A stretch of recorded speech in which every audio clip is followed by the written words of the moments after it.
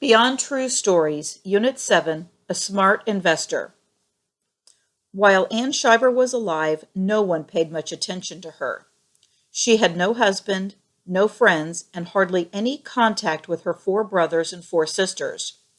She rarely left her small apartment, and when she did go out, she was almost invisible, a short, thin woman dressed entirely in black. But when she died at age 101, Anne Scheiber suddenly became famous.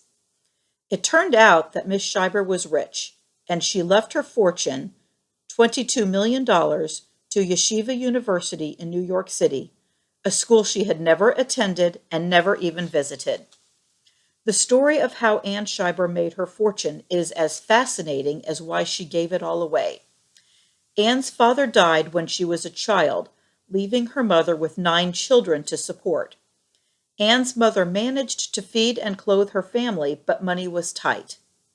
Whenever the family had extra money, it went to educate the 4 sons. The 5 daughters were on their own.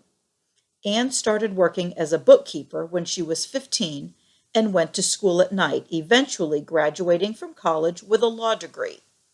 She decided not to practice law, however. Instead, she went to work for the Internal Revenue Service, the IRS, in Washington, D.C. as a tax auditor. Her job was to examine income tax returns and look for errors.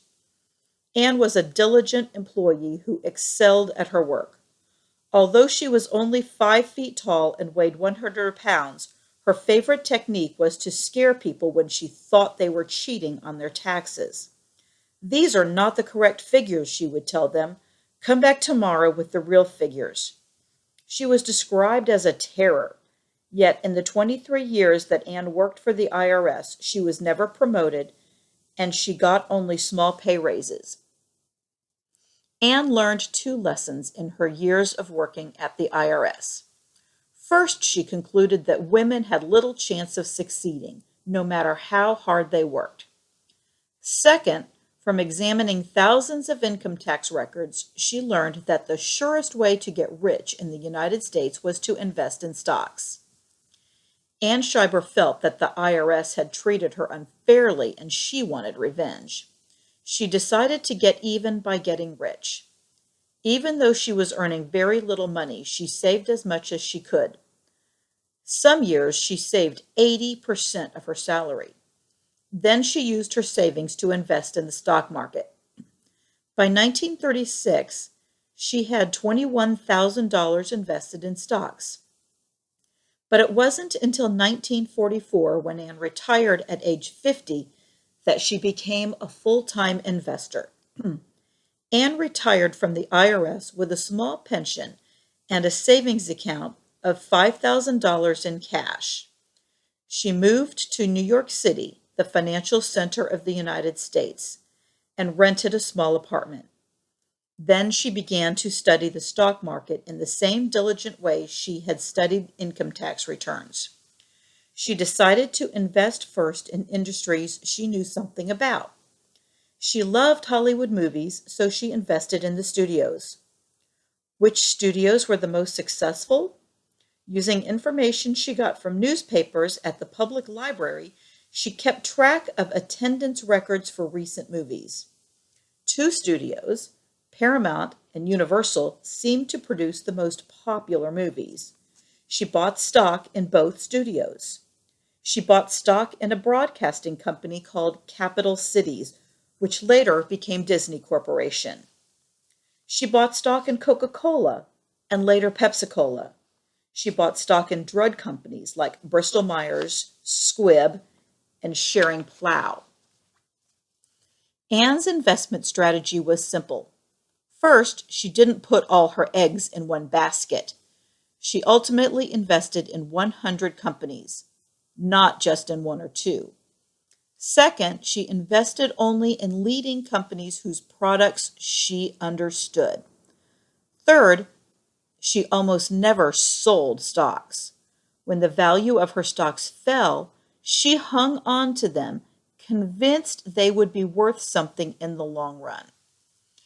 By 1970, Anne Scheiber had turned her small savings into a pocket a stock portfolio worth millions, but she certainly didn't live like a millionaire.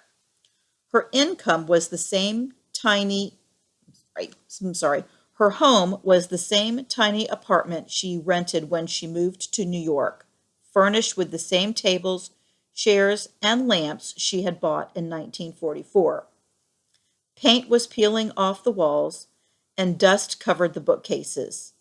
She often skipped meals to save money on food, and she walked everywhere to save money on bus fare, even when it rained. She never bought a newspaper. Instead, she walked to the library and read the Wall Street Journal there, and she rarely bought new clothes. Everywhere she went, she wore the same cheap black coat, fall, winter, and spring. Once, a niece bought her a new black coat, and when Anne found out that it had cost $150, she refused to wear it. Saving and investing money was her obsession. Every penny Anne had, she used to buy stocks.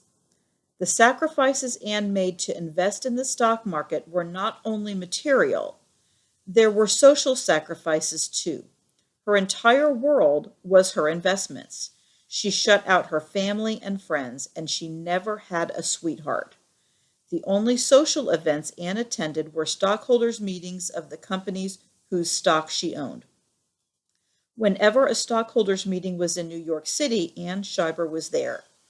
She would go directly to the CEO of the company and demand answers to her questions, just as she had when she was an auditor at the IRS. In the last years of her life, Anne left her apartment only to visit her lawyer, her stockbroker, or to see her stock certificates, which were kept in a vault in her stockbroker's offices near Wall Street.